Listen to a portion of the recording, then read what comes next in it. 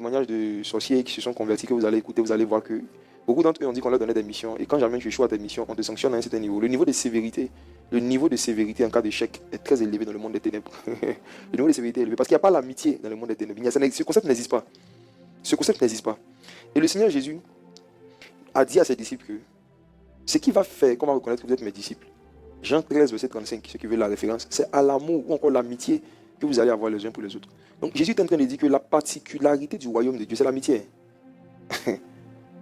Il dit c'est à l'amour que vous allez avoir les uns pour les autres qu'on va reconnaître que vous êtes mes disciples.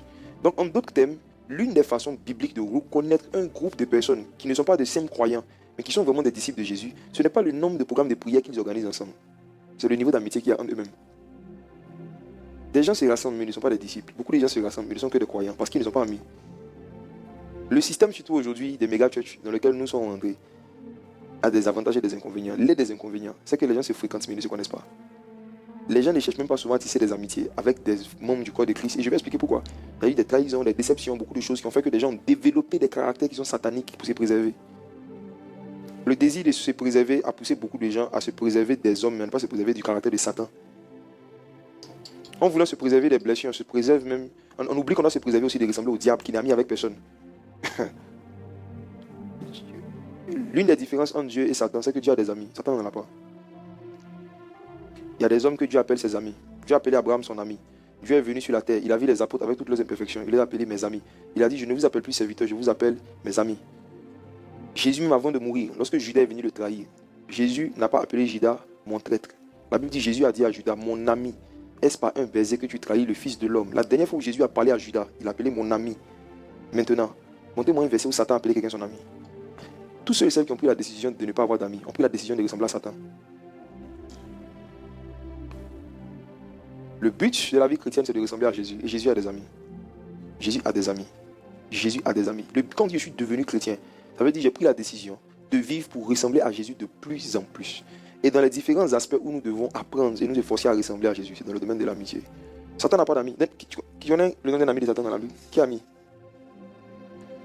Satan n'a pas d'amis. Tous ceux qui ont décidé, en fait, de ne plus avoir d'amis, de ne pas avoir d'amis, à cause des blessures, des frustrations, je vais en parler, mais ils ont pris la décision sans le savoir, poussés par leurs blessures intérieures, de mener un style de vie semblable à celui de Lucifer. Pourquoi dans la plupart des autres religions, les gens ne peuvent pas rigoler, les gens ne peuvent pas faire des blagues quand ils sont en train de rendre culte à leur divinité? Observez dans la plupart des religions, surtout où il y a beaucoup de manifestations spirituelles, où il y a beaucoup de puissance. Ceux qui sont ici, qui partaient avant chez les marabouts, peuvent confirmer ça. Tu peux aller chez les marabouts, tu vas rire là-bas, on rit. Quand tu rentres dans la case, tu peux rire. Moi, je ne suis jamais allé, mais j'ai vu des films, j'ai vu des vidéos, j'ai entendu des témoignages. Il y a un niveau solennel, il y a un niveau de sérieux, il y a un niveau de, je ne sais pas comment je vais appeler ça, de concentration, de terreur qui règne quand on est en train d'adorer des divinités. Ça arrive dans toutes les religions.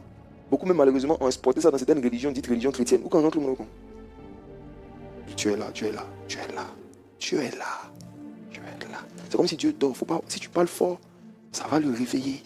Tu es là. On le parle doucement. On dit la révérence. Mes frères, méditez sur la révérence. La révérence, c'est pas le cérémonie de Pakit. Oh, attention. Il y a des publics qui n'est pas ivoirien. Je vais traduire ça en français. En fait, la révérence n'a rien à voir avec le fait de froisser son visage. La révérence, ce n'est pas la concentration de mandibules. Ça, c'est un français universel. La révérence, ce n'est pas l'absence d'humour. Nous, les disciples de Jésus, nous sommes le seul peuple qui peut être très sérieux et très puissant surnaturellement et en même temps être en train de jouer. Nous sommes le seul peuple qui joue dans la présence de son Dieu et qui peut jouer avec son Dieu. Jouer sans manquer de respect, mais jouer. Pourquoi? Parce que ce Dieu que nous adorons n'est pas seulement notre Dieu, c'est notre ami. Là où il n'y a pas d'amitié avec le Saint-Esprit, il y a un niveau de concentration inutile, mais sans puissance. Permettez-moi de vous montrer un passage. Proverbe chapitre 8.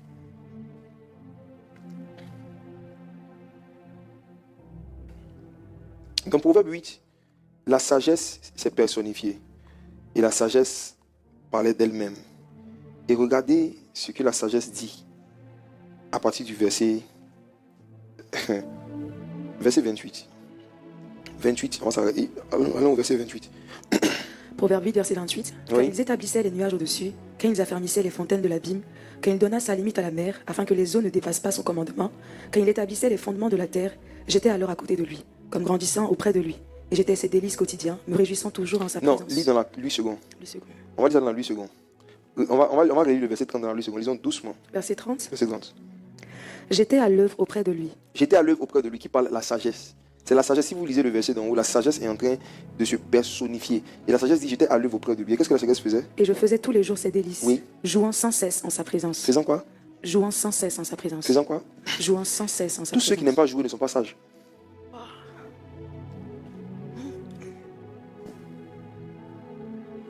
La plus ancienne manifestation de la sagesse avant la fondation de la terre, c'était le jeu. C'est lourd.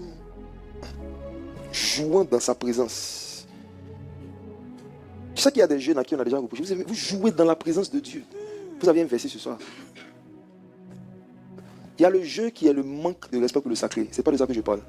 Il y a le jeu qui est simplement l'expression de l'affection envers un ami. Continuons, verset 31.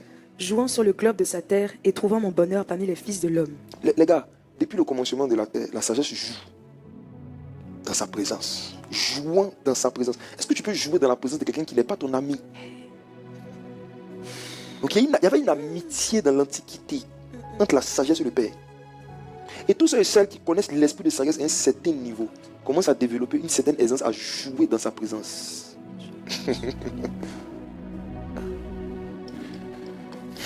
Il y a des religions où on a interdit à des jeunes de jouer aux jeux vidéo, de jouer au football, de jouer tout ce qui est jeu.